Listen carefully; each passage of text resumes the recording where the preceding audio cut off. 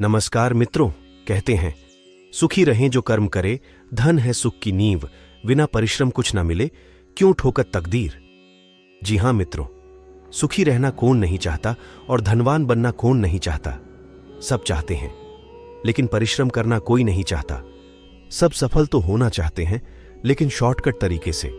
और रहस्य की बात तो यह है कि परिश्रम उसे ही कड़वा लगता है जो कभी सफल नहीं हो सकता, और जिसको कभी ना कभी सफलता प्राप्त होनी है उसे हमेशा परिश्रम शहद के समान मीठा लगेगा।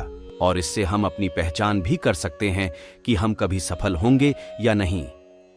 अगर हम भी परिश्रम से दूर भाग रहे हैं तो समझ लेना चाहिए कि सफलता रूपी ताले की चाबी हमें कभी प्राप्त नहीं होंगी। मेहनत या परिश्रम करना उतना कठिन नहीं है जितना हम इसके बारे में सोचकर कठिन समझते हैं। लोग कहते हैं जो भाग्य में होता है वही मिलता है, लेकिन कभी किसी ने यह नहीं बताया कि फिर वह क्या है जो हमारा भाग्य बनाता हो। मित्रों, भाग्य हमारी उस जमा पूंजी के समान होता है जिसे हम अपने परिश्रम से ही जमा करते हैं और फिर जरूरत पड़ने पर उसे इस्तेमाल करते हैं। और मित्रों, भाग्य का निर्माण करने वाली पूंजी का नाम है कर्म। और कर्म भी 3 प्रकार का होता है: संचित, क्रियमान और प्रारब्ध। और प्रारब्ध को ही भाग्य कहते हैं। मित्रों, अगर हमें अपने मजबूत भाग्य का निर्माण करना है तो हमें आज का निर्माण करना होगा, और उसके लिए जरूरी है परिश्रम, क्योंकि कर्म बिना परिश्रम के नहीं हो सकता और बिना कर्म के अच्छे भाग्य का निर्माण नहीं हो सकता। और आपने कई बार लोगों को कहते सुना होगा कि भाग्य भी उन्हीं का साथ देता है जो मेहनत करते हैं। मित्रों, जिस दिन हम मेहनत करने की आदत डाल लेंगे उस दिन भाग्य खुद बाखुद हमारे पीछे चलने लगेगा, क्योंकि भाग्य हमें परीक्षा मिले उन प्राप्त अंक की तरह है जो हमारे आचरण को देखकर दिए जाते हैं, जिससे हमारी रैंक तो बढ़ सकती है लेकिन वे हमें पास नहीं करा सकते। मित्रों, और रहस्य की बात तो यह है कि जिस प्रकार एक अच्छे भाग्य का निर्माण अच्छे कर्म के द्वारा होता है, उसी प्रकार हमारे बुरे कर्मों से हमारे उसी भाग्य की हानि भी होती है। इसको आप 2 भाइयों की कहानी के माध्यम से समझ सकते हैं, जिनके अपने अपने रास्ते थे।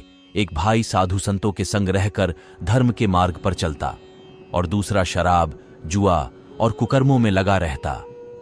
एक दिन की बात है, शराब के नशे में चूर किसी मदमस्त हाथी की चाल से चला जा रहा था। तभी अचानक उसको ठोकर लगती है और वह नीचे गिर पड़ता है और देखता है कि जिससे मुझे ठोकर लगी वह कोई पत्थर नहीं बल्कि एक घड़ा है। और जब वह उसे खोलकर देखता है तो उसके आश्चर्य का ठिकाना नहीं रहा, क्योंकि उस घड़े में स्वर्ण मुद्राएं भरी थीं, जिन्हें देखकर वह इतना प्रसन्न हुआ मानो उसे संपूर्ण पृथ्वी का राजपाठ मिल गया हो। लेकिन इस घटना का जब उसके भाई को पता चला तो उसको भी बहुत आश्चर्य हुआ और वह अपने गुरु के पास चल दिया। लेकिन जब यह जंगल के रास्ते से जा रहा था तो चलते चलते उसके पैर में एक बड़ा सा कांटा लगा, और वह कांटा इतना मजबूत था कि वह उसके पैर के आर पार हो गया, जिससे उसको असह्य पीड़ा होने लगी और वह लड़खड़ाने लगा।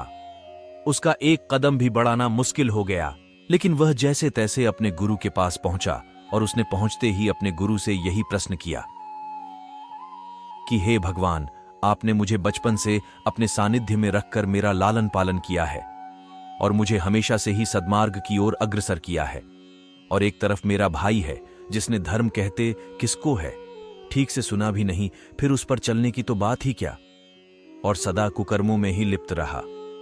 लेकिन फिर भी भगवान ने मेरे साथ ना इंसाफी क्यों की? दूसरी तरफ मेरे भाई को बिना मांगे ही बैठे बिठाए धनवान बना दिया, और इतना ही नहीं, मुझे मृत्यु तुल्य कष्ट प्रदान किया, जबकि मैं पूरे श्रद्धा और विश्वास से उनका ही स्मरण करता रहा। तब सारी बात जानकर उसके गुरु ने कहा, बेटा, तुम कर्मों के और भाग्य के खेल को नहीं समझ सके। पूर्वकृत कर्मों के अनुसार आज तुम्हारे भाई के भाग्य में राजा बनना लिखा था, लेकिन इस जन्म में उसके पाप आचरण से और उसके बुरे कर्मों के कारण राज्य पद प्राप्त ना हो सका, और थोड़े से धन से ही उसे संतोष करना पड़ा। और तेरे भी पूर्वकृत कर्मों के अनुसार आज तेरी मृत्यु निश्चित थी, लेकिन इस जन्म में तेरे सत्कर्म के कारण केवल तुझे कुछ कष्ट ही उठाना पड़ा।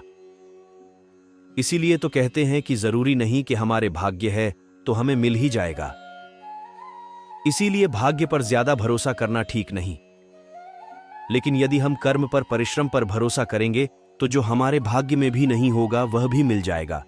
इसलिए अब आप ही तय करें कि कर्म और परिश्रम से अपने भाग्य का स्वयं निर्माण करना है या अपने भाग्य के भरोसे बैठकर कीमती समय बर्बाद करना है। धन्यवाद।